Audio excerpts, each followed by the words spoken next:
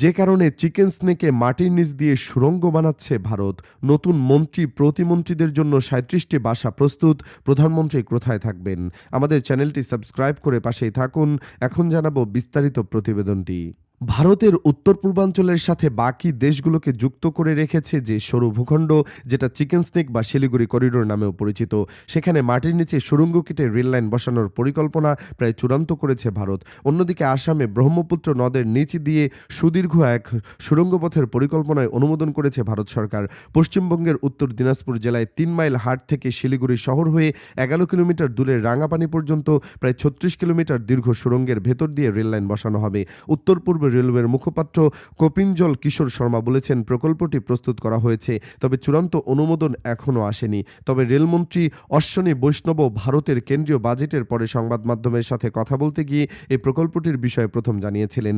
তাই ধরে নেওয়া যেতে পারে এই প্রকল্পটি চূড়ান্ত অনুমোদন পাওয়া এখন সময়ের অপেক্ষা মাত্র। ভূকৌশলগতভাবে ভারতের কাছে অতি গুরুত্বপূর্ণ এই চিকেন স্নেক বা শিলিগুড়ি করিডোর। এই অংশটি গড়ে মাত্র ২০ কিলোমিটার চওড়া। পাশেই বাংলাদেশ, আবার উত্তরের দিকে আছে চীন, পশ্চিমে নেপাল। ভারতের উত্তর পূর্বাঞ্চলের সাথে যোগাযোগের একমাত্র পথ এই চিকেন স্নেক করিডোর। যাত্রী পণ্য পরিবহনের সাথে সামরিক সরঞ্জাম ও সেনা পরিবহনের ক্ষেত্রে এই চিকেন স্নেক করিডোরই ব্যবহৃত হয়ে থাকে।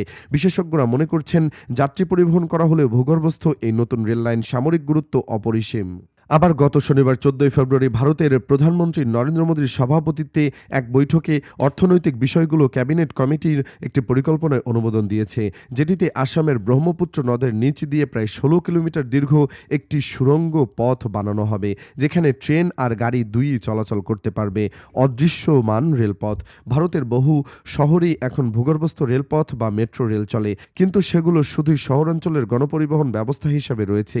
চিকেন স্নেক করিডোরে যে ভূগর্ভস্থ রেলপথ বসবে, সেটা যাবে সম্পূর্ণ গ্রামীণ এলাকার মধ্য দিয়ে। রেল বিশেষজ্ঞরা বলছেন, এরকম প্রকল্প ভারতীয় রেল আগে দেয়নি, যেখানে ৩টে আন্তর্জাতিক সীমান্তের কাছাকাছি সুড়ঙ্গ কেটে রেল লাইন পাতা হবে। ভারতীয় রেলওয়েজের এই অঞ্চলটি উত্তর পূর্ব রেলের অধীন, তারাই এই প্রকল্প বাস্তবায়ন করবে।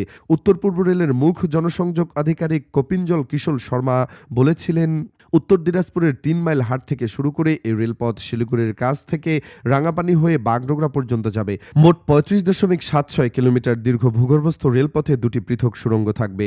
ঘটনাচক্রে ভারতীয় সেনাবাহিনী বাংলাদেশ সীমান্তের কাছাকাছি যে ৩টি নতুন সেনাঘাঁটি বানাচ্ছে, তার মধ্যে দুটি বিহারের কিষানগঞ্জ এবং পশ্চিমবঙ্গের চোপড়ার খুব কাছাকাছি দিয়ে যাবে প্রস্তাবিত ভূগর্ভস্থ রেলপথটি। তৃতীয় সেনাঘাঁটিটি হচ্ছে আসামের ধুবড়িতে। এছাড়াও মাটির উপর দিয়ে যে ২ রেল লাইন পথ তৈরি হয়েছে ইতিমধ্যে, সেটিকে ৪ লেনে রেলপথে পরিবর্তিত করা হবে। কপিলঞ্জন কিশোর শর্মা বলেছিলেন, ভূগর্ভস্থ রেলপথটি এমনভাবে পরিকল্পনা করা হয়েছে যাতে কৌশলগতভাবে স্পর্শকাতর শিলিগুড়ি করিডোর দিয়ে নিরাপদে এবং নিরবিচ্ছিন্নভাবে যোগাযোগ রক্ষা করা যায়। ভারতের মূল ভূখণ্ডের সাথে উত্তর পূর্বাঞ্চলীয় রাজ্যগুলির যোগাযোগে ওই ২২ কিলোমিটার দীর্ঘ করিডোর দিয়েই টানেল বোরিং মেশিন দিয়ে সমান্তরাল দুটি সুড়ঙ্গ কাটা হবে। সুড়ঙ্গ তৈরি করতে যেমন ব্যবহৃত হবে অত্যাধুনিক প্রযুক্তি, তেমনি থাকবে অত্যাধুনিক যোগাযোগ ব্যবস্থাও। নেপাল, ভুটান আর বাংলাদেশের সাথে আন্তর্জাতিক সীমান্ত রয়েছে এই করিডোরের খুব কাছে। আবার প্রাকৃতিক দুর্যোগ, নিরাপত্তা সংক্রান্ত বাধা বিপত্তিও থাকে।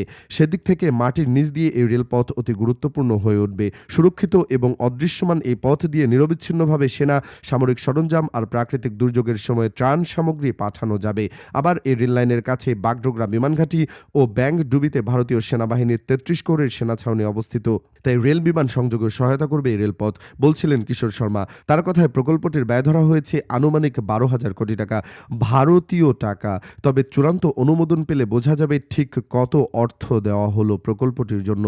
আমরা আশা করছি চূড়ান্ত অনুমোদন পেয়ে যাবে কৌশলগত গুরুত্বপূর্ণ এই প্রকল্পটি। কেন গুরুত্ব সামরিক পরিবহনের ওপর? উত্তর পূর্ব রেলওয়ের মুখপাত্র কপিঞ্জল কিশোর শর্মা বলেছেন যে, নতুন ভূগর্ভস্থ রেলপথ দিয়ে শুধুই সামরিক সরঞ্জাম বা সেনা সদস্যরা যাতায়াত করবেন না, সাধারণ যাত্রী ট্রেনও যাবে এই পথ দিয়ে। তবে একই সাথে তিনি বারবার গুরুত্ব দিচ্ছিলেন সেনা সদস্য ও সামরিক সরঞ্জাম পরিবহনে এই ভূগর্ভস্থ রেলপথের কৌশলগত দিক থেকে কত গুরুত্ব তার উপরে। বিশেষজ্ঞরা বলছেন, চিকেন নেক্স করিডোর সবসময় ভারতের কাছে সামরিকভাবে অতি গুরুত্বপূর্ণ এলাকা। ভারতীয় সেনাবাহিনীর অবসরপ্রাপ্ত ব্রিগেডিয়ার প্রবীর স্যানাল বলেছিলেন, আমি যখন ৭০-এর দশকের শেষ দিকে সিকিমে পোস্টেড ছিলাম, তখন আমাদের আকস্মিক আক্রমণের জন্য প্রস্তুতি হিসাবে পরিকল্পনা করা থাকতো যে, চীন যদি ভুটান হয়ে বাংলাদেশ শিলিগুড়ি করিডোর বা চিকেন স্নেকে আক্রমণ চালায়, তাহলে আমরা কি করব। এখন তো আবার মাঝে মাঝে বাংলাদেশও হুমকি দেয় শুনি যে, তারা নাকি চিকেন স্নেক দখল করে নেবে। নেবে। তিনি বলেন, তবে আমাদের সতর্ক তো থাকতেই হবে। এখন যে পরিকল্পনা করা হচ্ছে ভূগর্ভস্থ রেলপথের, সেটা অনেক আগে, অন্তত ২০ বছর আগে করা উচিত ছিল। ওই অঞ্চলটি মাটির নিচে সুড়ঙ্গ পথ দিয়ে সেনা সদস্যদের আর সামরিক সরঞ্জাম পরিবহনের সুবিধাটা হবে যে কোনো ধরনের ক্ষেপণাস্ত্র নিক্ষিপ্ত হলেও এই উত্তর পূর্বাঞ্চলের সাথে রেল যোগাযোগ বিচ্ছিন্ন করতে পারবে না শত্রু দেশ। এতটাই মোটা কংক্রিট দিয়ে বানানো হবে সুড়ঙ্গ। কৌশলগত বিষয়ে বিশ্লেষক প্রতিম রঞ্জন বসু বলেছিলেন, এখন ভারত যে কোনো অবকাঠামোগত পরিকল্পনাই করছে, সে সময় মাথায় রাখা হচ্ছে সামরিক পরিবহনের উপর।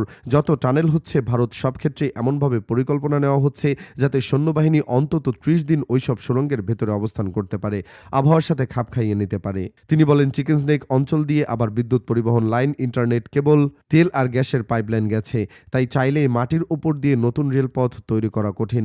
আবার এটা জনবহুল অঞ্চলও। অন্যদিকে ভূগর্ভস্থ রেলপথ গড়া হলে তা এতটাই সুরক্ষিত থাকবে, মোটা কংক্রিটের ঢালাই দিয়ে ঢেকে দেওয়া যাবে যে মাটির উপরে কোনো ধরনের বাধা তৈরি বা আক্রমণ হলেও মাটির নিচে নিরবিচ্ছিন্নভাবে যাতায়াত চালু থাকবে। যাত্রী পরিবহনকারী ট্রেন চললেও চিকেন স্নেক করিডোর সামরিক দিক থেকে অনেক বেশি গুরুত্বপূর্ণ, বলছিলেন রঞ্জন বসু।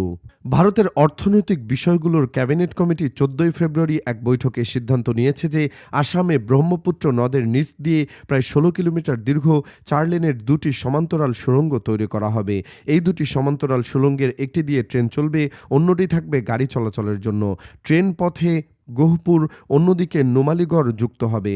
সরকারি বিবৃতিতে বলা হয়েছে যে বর্তমানে নুমালীগড় আর গহপুরের মধ্যে 240 কিলোমিটার দূরত্ব অতিক্রম করতে প্রায় 6 ঘন্টা সময় লাগে। এই সমস্যার সমাধান করতে প্রস্তাবিত প্রকল্প অনুযায়ী গহপুর থেকে নুমালীগড়ের মধ্যে 4 লেনের একটি নিয়ন্ত্রিত সংযোগ ব্যবস্থা গড়ে উঠবে, যেখানে ব্রহ্মপুত্র নদের নিচ দিয়ে রেল এবং সড়ক সুড়ঙ্গ থাকবে। এটি হবে ভারতের প্রথম ভূগর্ভস্থ রেল এবং সড়ক সুড়ঙ্গ। বলা হয়েছে এই বিবৃতিতে, বিশ্বে আর একটি এরকম রেল সড়ক সুড়ঙ্গ আছে 33.7 কিলোমিটার, আর তার মধ্যে 15.79 কিলোমিটার সুড়ঙ্গ তৈরি হবে ব্রহ্মপুত্রের নিচ দিয়ে। বলা হচ্ছে, প্রস্তাবটি বাস্তবায়িত হলে কৌশলগত এবং আঞ্চলিক অর্থনৈতিক উন্নয়নে গুরুত্বপূর্ণ হয়ে উঠবে এই সড়ক সুড়ঙ্গ। আন্তঃদেশীয় জলপথের বিশ্বনাথ ঘাট আর তেজপুকুরকেও সংযুক্ত করবে নতুন এই সড়ক। আবার একদিকে আসামের তেজপুর ও অরুণাচল প্রদেশের ইটানগর বিমানবন্দরগুলোর সাথেও সংযোগ থাকবে এই নতুন সংযোগ ব্যবস্থায়। তেজপুরের ভারতীয় বিমান বাহিনীর ঘাঁটিটি চীন সীমান্তের রণকৌশলের দিক থেকে অত্যন্ত গুরুত্বপূর্ণ। এই বিমান ঘাঁটিতে ভারতের সুখোই যুদ্ধ বিমানের একটি বহর রয়েছে। এবছরের জানুয়ারি মাসে বিমান ঘাঁটিটি আরও প্রশস্ত করার জন্য 383 একর জমি অধিগ্রহণ করার বিজ্ঞপ্তি দিয়েছে সরকার, সূত্র বিবিসি। এদিকে নতুন মন্ত্রী প্রতিমন্ত্রীদের জন্য 37টি বাসা প্রস্তুত আছে বলে জানিয়েছেন গৃহায়ন ও গণপূর্ত মন্ত্রণালয়ের উপদেষ্টা আদিলুর রহমান খান। তবে প্রধানমন্ত্রীর বাসভবন কোনটা হবে সেটা এখনও নিশ্চিত করা হয়নি বলে জানিয়েছেন আদিলুর রহমান। মন্ত্রী প্রতিমন্ত্রীদের জন্য 37টি বাসার কয়েকটিতে এখনও উপদেষ্টারা অবস্থান করছেন। তারা সরে গেলে নতুনদের জন্য আবার প্রস্তুত করা হবে বলেও গৃহায়ন ও গণপূর্ত মন্ত্রণালয় সূত্র জানিয়েছে। এদিকে নির্বাচনের আগে থেকে নতুন সরকারের প্রধানমন্ত্রীর জন্য বাসভবনের অনুসন্ধান শুরু করে অন্তর্বর্তী সরকার। সম্ভাব্য কয়েকটি স্থানও নির্ধারণ করা হয়, যার মধ্যে রাষ্ট্রীয় অতিথি ভবন যমুনা সহ শেরেবাংলা নগরের সংসদ ভবন এলাকায় স্পিকার ও ডেপুটি স্পিকারের বাসভবন এবং প্রতিরক্ষা মন্ত্রণালয় এলাকার একটি স্থান প্রধানমন্ত্রীর বাসভবন হিসেবে প্রস্তুত করার বিষয়টি বিবেচনা করা হয়েছিল। কিন্তু শেষ পর্যন্ত অন্তর্বর্তী সরকার কোনো সিদ্ধান্ত নিতে না পারার ধারণা করা হয়েছিল রাষ্ট্রীয় অতিথি ভবন যমুনাকে নতুন প্রধানমন্ত্রীর বাসভবন করা হতে পারে। তবে এ বিষয়ে এখনও চূড়ান্ত কোনো সিদ্ধান্ত হয়নি। প্রধানমন্ত্রী যেখানে পছন্দ করবেন সেখানে তার বাসভবনের ব্যবস্থা করা হবে বলে গৃহায়ন ও গণপূর্ত মন্ত্রণালয়ের উপদেষ্টা জানিয়েছেন। আগামীকাল মঙ্গলবার নতুন মন্ত্রী প্রতিমন্ত্রীদের শপথ অনুষ্ঠান হতে পারে। তাদের জন্য মন্ত্রিপরিষদ বিভাগ থেকে প্রয়োজনীয় সংখ্যক গাড়ি প্রস্তুত রাখার জন্য সরকারি যানবাহন অধিদপ্তরকে নির্দেশনা দেওয়া হয়েছে বলে জানা গেছে।